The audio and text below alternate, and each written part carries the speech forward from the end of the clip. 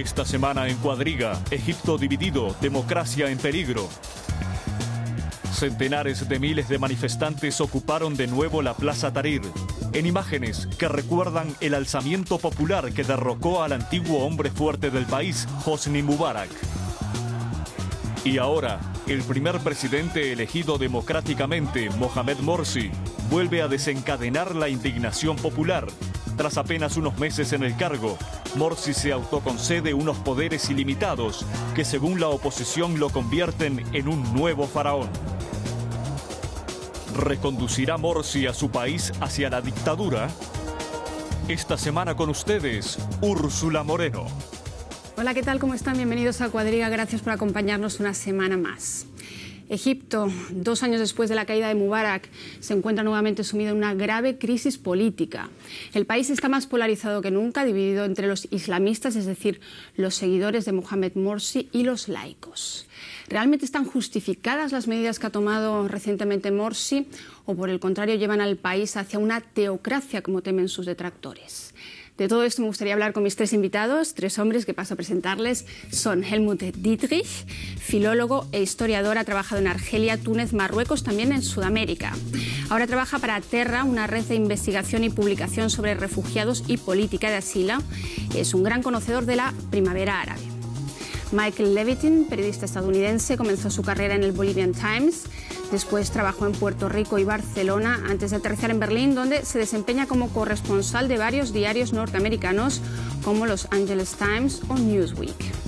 Y Rodrigo Zuleta, periodista de origen colombiano, comenzó su carrera en el diario La Prensa. Este doctor en filosofía por la Universidad de Bochum integra desde hace 15 años la redacción de la agencia de noticias española EFE.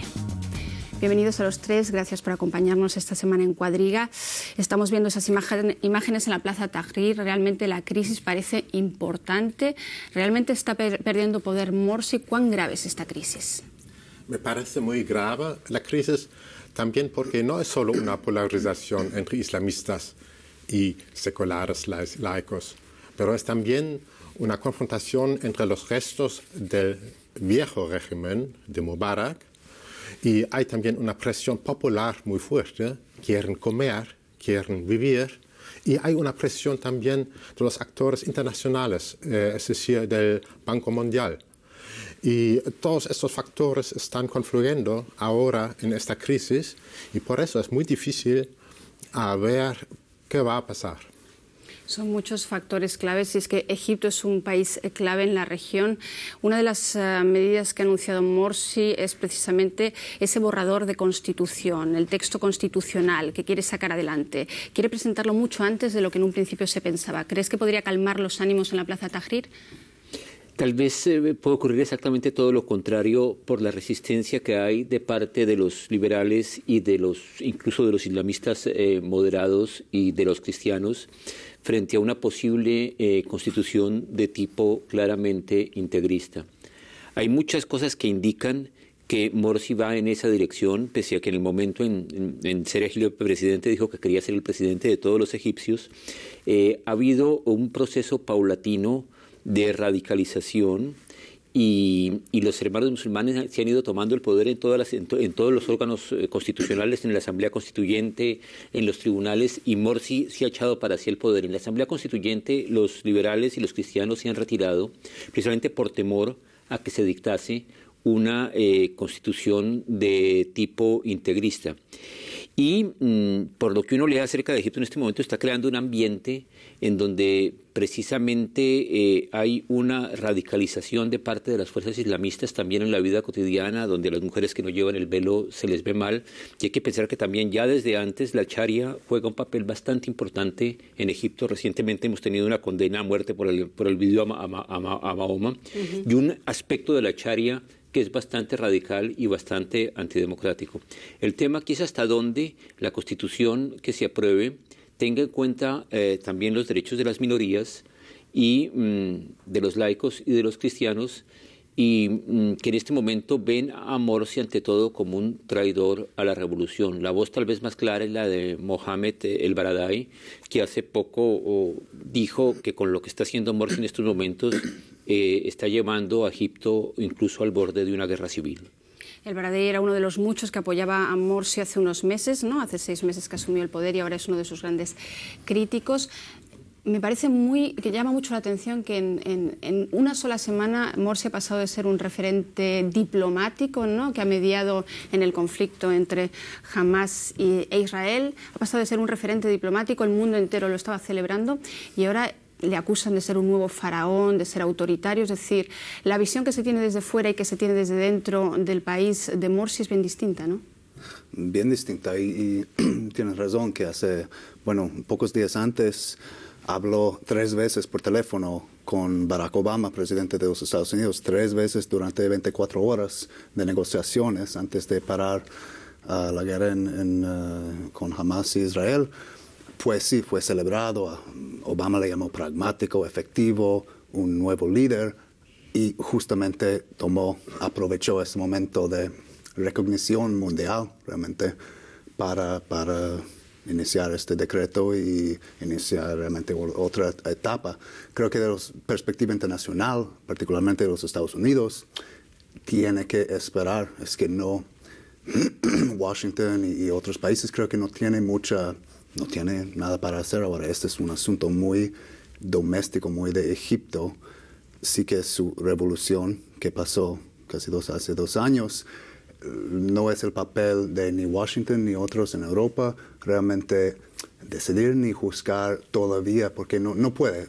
Para Obama, para Estados Unidos, es una aliada muy importante. Y lo que hizo con Hamas define un poco qué tipo de relación será para los Estados Unidos, uno muy importante durante estas negociaciones.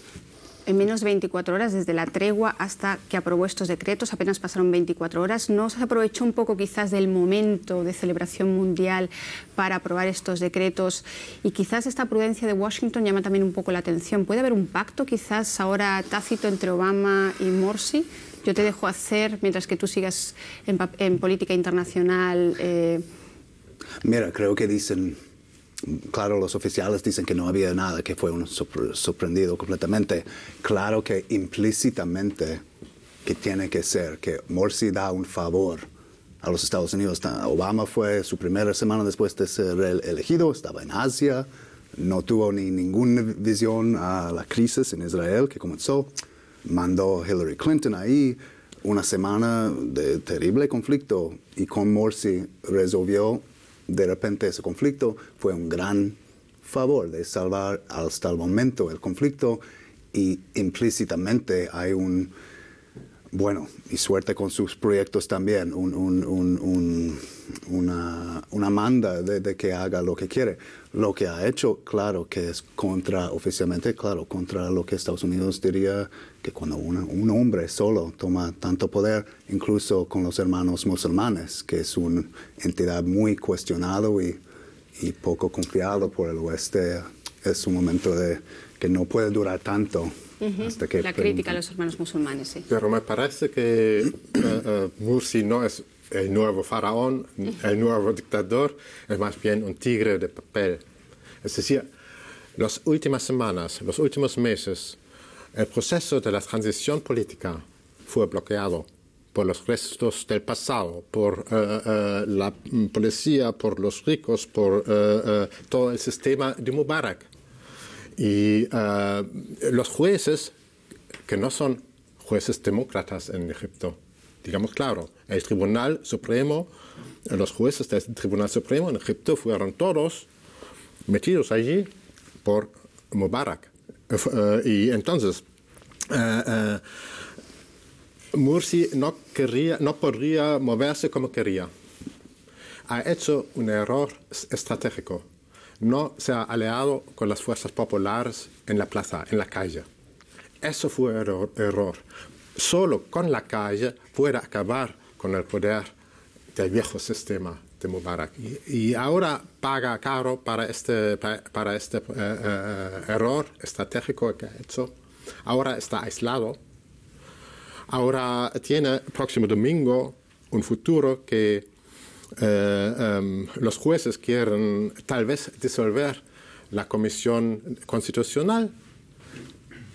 Ya han disolvido los militares el Parlamento. Entonces, los militares, los jueces, le dejan muchos poderes, pero poderes no reales, ficticios, de papel.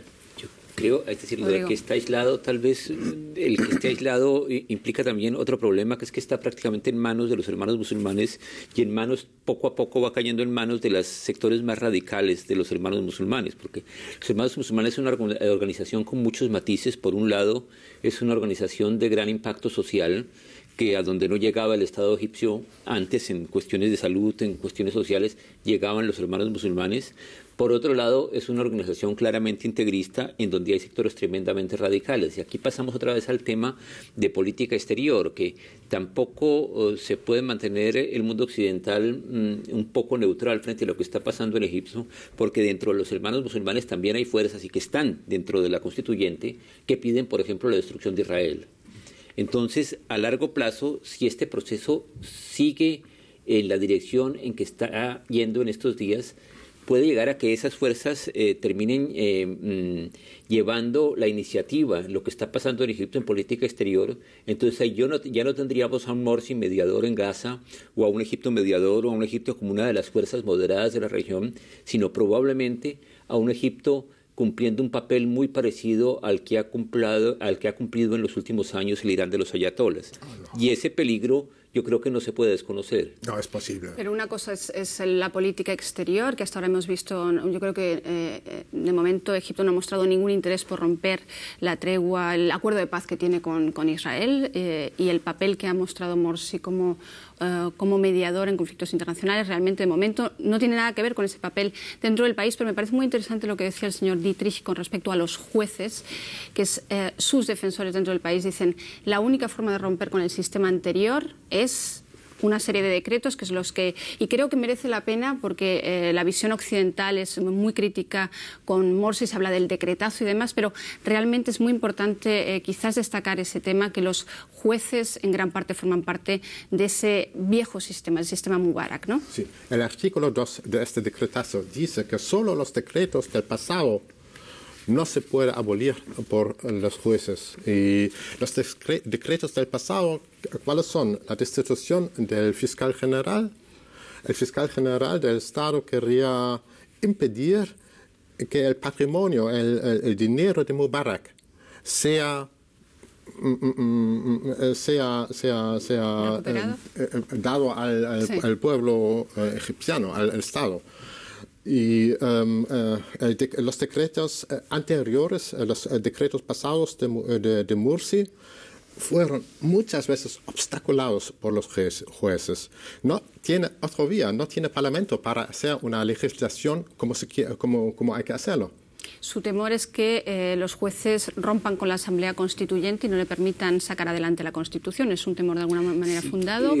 Claro que es fundado, pero por otra parte la Asamblea Constituyente ya ha perdido legitimidad por la ruptura que hizo Morsi con las fuerzas liberales y con los cristianos. Es decir, un hombre que había estado claramente al lado de la revolución, en contra de Mubarak y en determinado momento incluso con Morsi, como el Baradei, es ahora la principal voz de la oposición, que está creando una oposición, está fundado este Partido de la Constitución, o como se llame, busca aliarse con fuerzas cristianas y socialdemócratas para hacer la oposición a Morsi.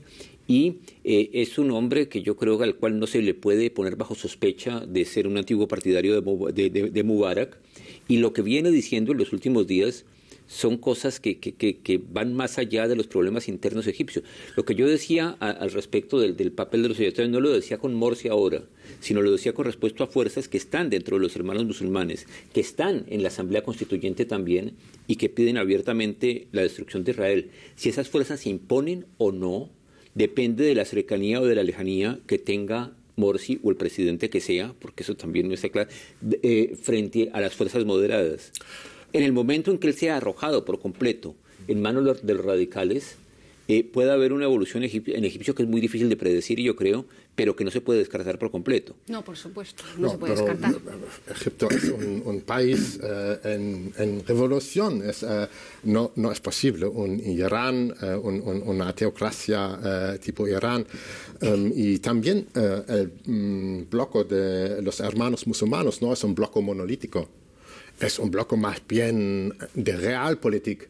Sus líderes son políticos de tipo del viejo régimen. Es decir, son del viejo sistema, también de manera contradictoria. Y los jóvenes musulmanes que han participado a la revolución, y tampoco toda la gente de la revolución no aceptaría nunca una teocracia, una cosa. Hay que recordar que el 52% de la población votó a Morsi, votó a los hermanos musulmanes, y el 48% no los votó. Están muchos de ellos en la plaza Tahrir, y es una oposición muy heterogénea, pero es una oposición muy unida en estos momentos, precisamente por este temor a la teocracia. O sea, que hay una presión popular muy importante dentro del país, y luego está la presión internacional. Yo creo que esa presión internacional también es importante. ¿Hasta qué punto puede Estados Unidos presionar también para que Morsi no se arrogue todavía más poder? Es que, respondo a esto, pero también esto de Salman, que es súper importante, sí. Solo porque es parte de esta revolución. Lo que pasa en Egipto ahora es un poco representante del conflicto que está pasando en todos los países, que de la perspectiva de los Estados Unidos es obvio que hay esta tensión entre fundamentalismo y secular y laico, sí, democracia, laicos, sí. Tendencia hacia este está jugando ahora en Egipto, es como una prueba grande que todos los países están mirando, como el Talibán en Afganistán. Estados Unidos está luchando, perdiendo miles de nuestros soldados, matando miles y miles de afganíes, para una guerra, para un talibán, para el mismo tipo de pregunta, completamente diferente situación, pero islamismo fundamental o un Estado con decreto de leyes. Es un asunto muy simbólico lo que pasa en Egipto ahora. Estados Unidos tiene la reputación de décadas de poner sus manos, de girar la cabeza cuando Mubarak viola derechos humanos en su propio país. Lo que pasa domésticamente da igual a los Estados Unidos, da miles de millones de dólares si mantiene la paz con Israel. Ese, como dice Rodrigo, es lo fundamental. Interés de Israel es la esencia para Estados Unidos, pero ahora con Irán, con Siria, con Hamas, Egipto juega un rol clave, que realmente, si queremos o no, Morsi, el liderazgo ahí es súper importante, y Estados Unidos no puede todavía presionar ni decir, vamos a revocar el apoyo económico que estamos dando. Van a mantener su vínculo cerca porque realmente es uno de sus únicos ahora para negociar. Tiene Irán, tiene conflictos más allá. Es decir, el mundo entero está pendiente claramente de lo que hace Egipto. ¿Qué es lo que quieren los hermanos musulmanes? La gran pregunta. ¿Realmente cuál es la voluntad que hay detrás de los hermanos musulmanes? ¿Eso no es una marioneta Morsi de los hermanos musulmanes? Yo creo que no lo parece por la actuación política que ha tenido en las últimas semanas. Yo creo que no lo es, pero puede terminar siéndolo. Es lo que pasa si no tiene otros apoyos. Y lo que decía Helmut también me parece muy importante, que no es un grupo completamente homogéneo, sino que hay muchas tendencias. Hay gente entre los hermanos musulmanes que se concentran en el tema social, ante todo, y que por eso tienen una interpretación muy clara, es decir, son de origen religioso, tienen una interpretación del Corán, que es ayudar a los humildes, entonces hacen hospitales, etcétera, etcétera, y eran la única organización durante el régimen de Mubarak, que de alguna manera era una organización que podía hacer un poco contrapeso al Estado. Pero por otra parte, hay también tendencias en los hermanos musulmanes que tienden un poco a la teocracia, y hay tendencias también absolutamente radicales que incluso terminan estando en el borde más extremo de la organización hasta cayendo de ella. Recordemos una cosa, quien asesinó a Anwar el-Sadat era un antiguo militante de los hermanos musulmanes, que no lo era, había salido de la organización, pero su cercanía ideológica me parece que es importante. Entonces es un grupo en donde hay muchas tendencias que es muy difícil tener bajo control. Y el problema es que cuando se crea una situación de conflicto, cuando se crea una situación de tensión, muchas veces los radicales terminan teniendo ventajas en esa situación. Actualmente lo que estamos es una situación post-revolucionaria en Egipto, y las revoluciones siempre producen decepciones. Con frecuencia se producen que el que había terminado siendo el individuo que había llegado al poder como representante de la revolución termina convirtiéndose durante poco o mucho tiempo en un autócrata, o bien por interés personal, o bien para defender un grupo, o bien eso en cada caso es distinto, para tratar de evitar que las fuerzas del antiguo régimen terminen neutralizando la revolución. Con lo que hay que decir, ese último argumento muchas veces es un argumento que suena muy bien, pero que está ocultando otras cosas. Es decir, yo no recuerdo ninguna revolución que no haya tenido, pues, por lo menos después, un periodo en donde haya habido una época de autocracia. Pero estoy pensando que no está acabando la revolución, pero que está empezando. Es decir, en los próximos años, ¿qué va a pasar? La tarea más grande de Morsi es la tarea económica. El tercero del presupuesto estatal consiste en subvenciones de alimentos y el precio de energía. El Banco Mundial, que va a dar un crédito de casi $5 billones en las próximas semanas, quiere condiciones de recorte de estas subvenciones. Entonces, Morsi pensaba tal vez de hacer rápido ahora constitución, elecciones próximas para tener un gobierno estable y represivo tal vez. Y me repito, pienso que es un error fatal porque la revolución va a continuar así. La presión popular es muy fuerte. La gente de abajo no tiene para comer, para vivir como necesita más. Si habrá recortes de subvenciones, vamos a ver qué pasa en Egipto. Por eso digo, estamos frente a unos años en Egipto y también en los otros países. Estamos viendo la misma cosa pequeñito también en Tunisia, revueltas locales del mismo tipo. Y no está tan importante, pienso, si el gobierno es de los islamistas o de los laicos o de cualquier otro, pero son los problemas económicos que no resuelven. Y además, en los próximos años será más agudo, será más Yo creo que sí que es importante si es musulmán extremista. Esto no fue la revolución que paró todo el mundo árabe. No fue en el nombre claro, Islam es una parte grande, pero es libertad humana. Y si Egipto convierte ahora en una autocracia, casi no teocracia, pero que la religión sube a un papel tan importante, será como un modelo de cómo puede ser una onda en el mundo árabe, que va contra al impulso que comenzó esta revolución y primavera árabe. Yo veo que esta contradicción, este empuje del público da coraje, demuestra un coraje y una fuerza de la población que demanda no este extremismo religioso, este fanaticismo. Que algunos de los representantes están reunidos precisamente en la Plaza Tahrir desde hace más de una semana, han anunciado protestas incluso mayores para el fin de semana. Entre tanto, también los hermanos musulmanes quieren protestar y salir en apoyo del presidente Mohamed Morsi. La Plaza Tahrir realmente fue el símbolo de la revolución hace 2 años y vuelve a serlo ahora, porque los que están ahí temen un poco perder precisamente aquello por lo que lucharon, esos derechos democráticos, una transición democrática que ven peligrar, aunque hemos visto lo complicado que está siendo esa transición democrática. Vamos a escuchar a algunos en la Plaza Tahrir. Hemos preparado este vídeo, vean. Y los manifestantes por la democracia en la Plaza Tahrir han demostrado estar dispuestos a defender su protesta, enfrentándose a la policía y a los gases lacrimógenos. Aunque sean muy dispares, hablan con una sola voz. Rechazamos todo tipo de dictadura. Queremos la democracia. La revolución del 25 de enero fue para lograr democracia y libertad.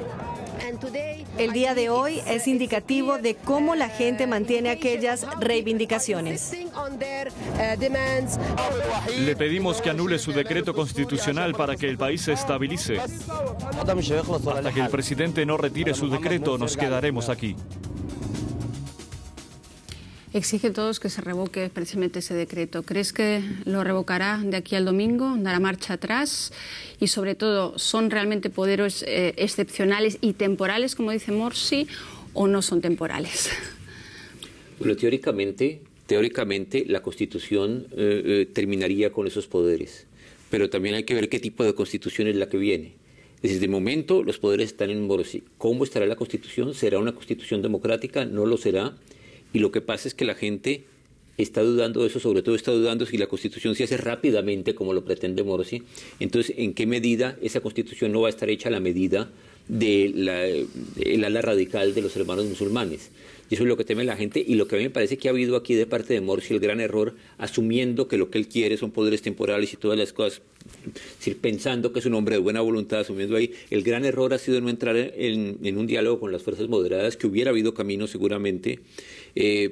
Tenía una personalidad respetada internacionalmente como el Baradei, con la que hubiera podido lograr el diálogo, no entrar en diálogo con las minorías cristianas, etcétera, etcétera. Entonces lo que hay en este momento es un gran grado de desconfianza, sobre todo después de la experiencia de Mubarak. Toda esta gente que está ahora en la plaza de Tahrir seguramente ya lo había estado, es decir, ya había encabezado una revuelta contra un dictador, y entonces ahora de alguna manera no quieren otra vez el poder concentrado en unas manos.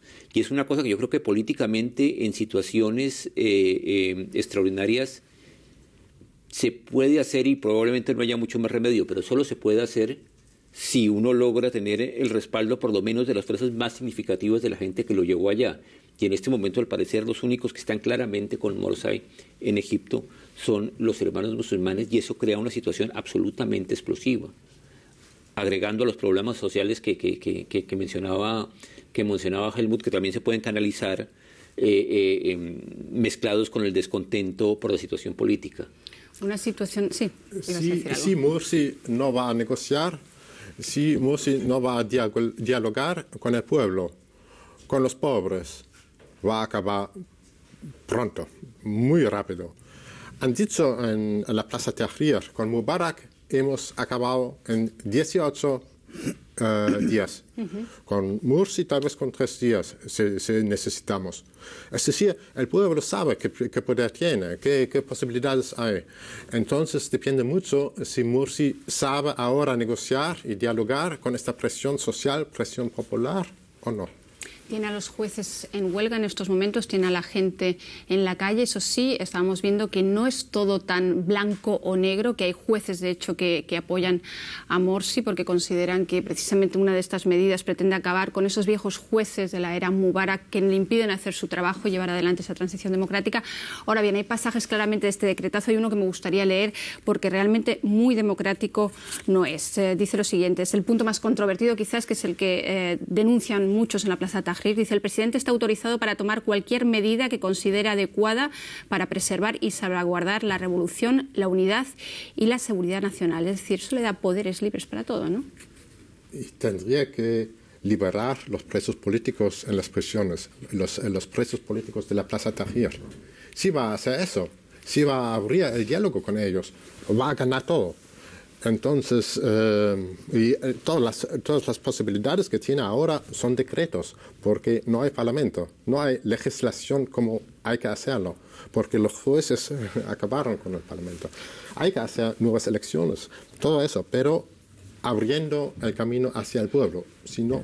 Ya que mencionabas los presos políticos, una de las medidas de este decretazo precisamente es someter a juicio a muchos precisamente de los responsables de esos 800 muertos durante la revolución, ya que prácticamente solamente fueron condenados Mubarak y otro par de gerifaltes, pero la gran mayoría fue absuelta por falta de pruebas, ¿no? Eso sería una medida del decreto que probablemente sí que contenta a muchos en la Plaza Tahrir, ¿no?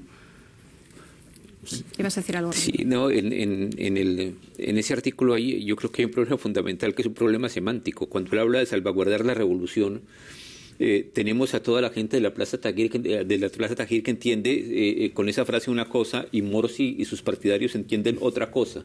Entonces eso quiere decir que en último término ese artículo no autoriza a Morsi a tomar cualquier medida para algo concreto, sino a cualquier medida para cualquier cosa que él pueda interpretar como salvaguardar la revolución. Porque lo que es la revolución, en este momento, la definición de lo que es la revolución no está clara. No hay una unidad de respeto entre los que la hicieron. Entonces, eso es una licencia para la absoluta arbitrariedad, en un momento en donde hay una gran desconfianza, además. Pero para hablar del tema de blanco y negro, que no es verdad que hay cosas buenas, ¿no? En este decreto sobre poner en juicio los que han causado daños, muertos. También el derecho de disolver el Parlamento, que es muy fuerte. Si, ¿cómo construir un Estado, como has dicho, en poco tiempo, un Estado que funcione con instituciones y todo? Si hay estos mubarakistas, los de Mubarak, que van a disolver otra vez el Parlamento y seguir obstruccionando un progreso, algo que puso él en este decreto tiene valor. Pero como dice, de salvar la revolución es una interpretación que cualquier dictador puede imponer. Mubarak incluso puso una ley de emergencia que duró 30 años. Así que... ¿Por qué es tan complicada la transición democrática en Egipto? ¿Por qué es tan complicada? Porque el viejo régimen es tan fuerte todavía, y también por el contexto internacional. Voy a lembrar a esta cosa que mucho dinero de Mubarak y de Ben Ali está todavía en los bancos en Europa. Todavía, después de 2 años, no fue restituido a los pueblos egipcios y tunisinos. ¿Por qué no? Es decir, sea los restos del pasado son tan fuertes, sea el contexto internacional es difícil, y también una revolución no se hace en 18 días, pero es un largo proceso, con también contradicciones, con facetas muy difíciles. Y las gafas que tenemos nosotros aquí en Europa muchas veces es solo islamistas o no islamistas, pero la realidad es otra. La realidad es que el mundo allí está cambiando, socialmente cambiando. Pero ya lo decíamos al principio del programa, sí que se está polarizando cada vez más en estos momentos Egipto, y eso es un grave riesgo precisamente para esa transición democrática, ¿no? Sí, sin duda. Y estábamos desde los resultados de las elecciones, por más dudas que se tengan con respecto a ellos, que hay gente que ha expresado las dudas, ven ya una polarización. El 52% de mayoría tuvieron Morsi y los hermanos musulmanes, y 48% votaron en contra. Ahora, dejemos, los resultados son significativos, no digamos que sean presidente. Es decir, 48% implica casi el 50%, casi la mitad de la gente que fue a votar. Y en ese momento esa gente que no está con Morsi está contra él. Es decir, que en el momento de las elecciones puede que no hubiera sido así. Puede que hubiera sido no claramente contra él, sino de alguna manera la elección de un presidente, etcétera, etcétera. Podía haber un proceso de reconciliación, de una oposición democrática a un régimen con el cual se estaba de acuerdo, pero con el que estaba radicalmente en contra. Pero el momento en que viene la polarización, cuando hay dos fuerzas tan claramente delimitadas, entonces eso puede conducir a una situación explosiva. Ahora, yo creo, la esperanza es que se logre una organización democrática de la oposición de la Plaza Tahrir. Ya yo creo que este partido del Baradei y las fuerzas cristianas dentro de Egipto son claves en ese movimiento, de manera que haya un contrapeso distinto al de las fuerzas del antiguo régimen frente a Morsi, y que haya de alguna manera un modo de control dentro del proceso de transición. Pero es algo tremendamente difícil, incluso desde el punto de vista logístico, porque no están creadas todavía las instituciones para que ocurra esto dentro de ellas. Si algo ha demostrado Morsi los últimos 6 meses también es que sí que tiene un punto conciliador y sabe dar marcha atrás en determinados momentos en donde hay crisis interna. Puede ser que ahora realmente dé ese paso, ha dialogado ya con los jueces, ha dulcificado un poco esa parte del decreto. Puede ser que... ¿Qué puede hacer? ¿Qué más puede hacer precisamente para, por un lado, preservar la transición democrática? Al principio de su presidencia sí que ha hecho un paso hacia el pueblo. Ha hablado a la gente de la Plaza Tahrir y ha dicho: todo el poder viene del pueblo de Tahrir, de la revolución, y no de mí mismo y no de los militares. Sí que ha hecho este primer paso. Después ha olvidado los pasos siguientes, pero tal vez ahora tendría que hacerlo, estos pasos importantes, si no va a acabar. En la ONU dijo claramente en septiembre que Egipto no era un Estado teocrático, que él gobernaba para todos los egipcios. ¿Puede creérsele? Ahora es el momento de verlo, pero también es importante que lo vemos de largo plazo, como este es un crisis, un conflicto ahora. Este conflicto en el mundo de Islam, ¿de qué dirección? Porque el oeste está mirando, el oeste, digamos, Europa, Estados Unidos, como ha hecho esta transición y esta tensión con la religión, hace siglos ha enfrentado en otra manera, en una manera que en estos días está enfrentando en todas partes, en Pakistán, en Afganistán, en Irán, en Siria, en Saudi Arabia. Viven un tiempo, un estilo de vida muy atrás, un tipo de represión a gente que está en oposición al régimen teocrática. Pues es una transición muy de largo plazo. Y lo que está pasando en Egipto es, hay tanto en juego, hay tantas condiciones en juego internacionales, pero esto es parte, es un símbolo del futuro, de la tensión del conflicto, en qué dirección irán los países islámicos. Interesante lo que dices, Michael. Quizás nos podemos alejar un poco de la crisis actual con los jueces, el decreto y las protestas en la Plaza Tahrir, irnos un poco a ese cuadro más global, ver un poco la política exterior también que ha hecho Morsi durante los últimos 6 meses. Está demostrando que no es un presidente acomodaticio, ¿no? No es un presidente que ha ido primero a Bruselas o a países occidentales, sino que el primer país que visitó fue curiosamente China, luego Irán, pero en Irán fue muy crítico con los ayatolás. Está ahí marcando ya también una tendencia, ¿no? Pienso que sí. Si se lee la prensa o si se ve la televisión del Golfo, de Arabia Saudita, ellos hacen mucha polémica en contra de Morsi. Es decir, no son todos islamistas, todo una cosa monolítica, no. Es decir, vuelve un poco el poder regional de Egipto y Morsi sabía también moverse en esta dirección, pero no es solo una cuestión diplomática, pero más bien una cuestión social, donde los ritmos sociales hay que respetar porque Egipto está en revolución. Está en revolución. Mohamed Morsi, lo repetimos, lo recordamos, es presidente desde hace apenas 6 meses, pero sí que ahora mismo cuando me dio en la crisis con Gaza y un poco frente a Estados Unidos, está intentando salir un poco de ese papel de sumiso, el Mubarak más sumiso a Estados Unidos y demostrar que Egipto tiene voz y voto en la región y a nivel mundial. Es posible, sobre todo la visita a Irán, es decir, apunta un poco en esa dirección, que es la visita de alguna manera al malo, etcétera, etcétera. Pero, es decir, pese a que Mubarak era bastante, y sus antecesores, hasta nacer no, pero después tuvieron un viraje bastante proamericano en la región, incluso era de alguna manera el único interlocutor árabe-Israel egipcio. Morsi está tratando, yo creo que en ese sentido internacionalmente, de estar un poco entre dos aguas. Ahora, lo de Arabia Saudí, yo creo que hay que hacer una precisión, es decir, Arabia Saudí también es crítico de Irán y los ayatolás siempre, sí. Y es un islam muy especial, muy particular, que habría que verlo de otra manera, pero en todo caso lo que haga o deje de hacer internacionalmente tendrá que verse con el tiempo. Hasta ahora internacionalmente la política de Morsi, hay que decirlo, ha sido claramente positiva.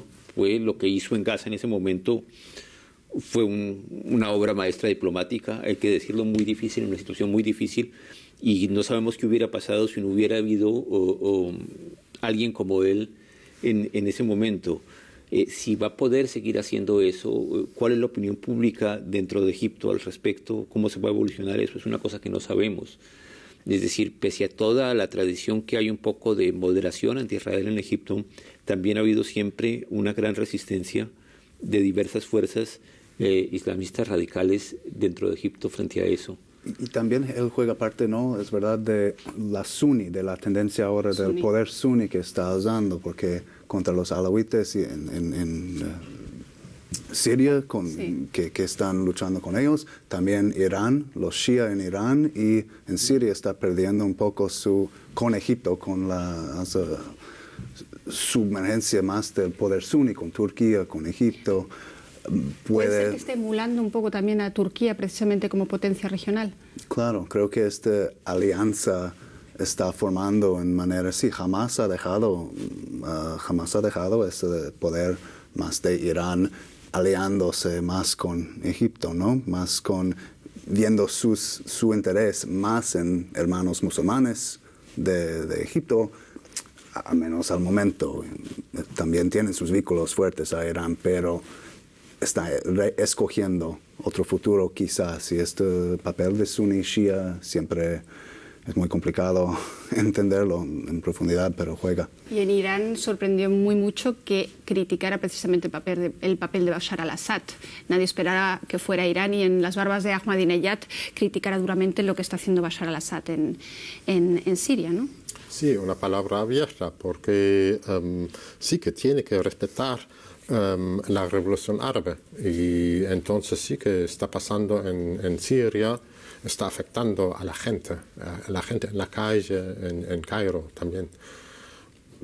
Entonces, en política internacional hemos visto que el papel se le puede dar más que un aprobado, pero es en política doméstica donde realmente tiene que hacer un equilibrio que parece que por el momento no está logrando porque está fracturando mucho más la sociedad. ¿Qué dicen las redes sociales? Usted, que es un experto en redes sociales, que sigue muy de cerca precisamente las revoluciones árabes y el papel tan importante que han tenido ahí las redes sociales, ¿qué dicen las redes sociales en Egipto? Ellos tenían una agenda diferente. Ya antes sabían que en estas semanas querían salir en la calle, querían hacer manifestaciones. Y después se sobrepuso esta otra dinámica. Es decir, ya estaban preparados a revolver a la Plaza Tahrir por las razones sociales, por las razones económicas. Y eso no se ve en las medias más bien oficiales. En los medios de comunicación clásicos, ¿no? Y entonces lo que dice la gente en la calle no se oye hasta aquí y pienso que hay que escucharles más. Es decir, ya iban a manifestarse y después averiguaron por qué. Está claro que es un marasmo político, un marasmo también económico, del que entraremos quizás en otro programa a hablar de ese marasmo económico en el que vive Egipto. La transición política podemos decir que se está viendo más que empañada, la fractura social en el país, lo hemos escuchado aquí, es enorme. Nosotros aquí seguiremos observándolo. Gracias por acompañarnos, gracias a los tres y hasta muy pronto.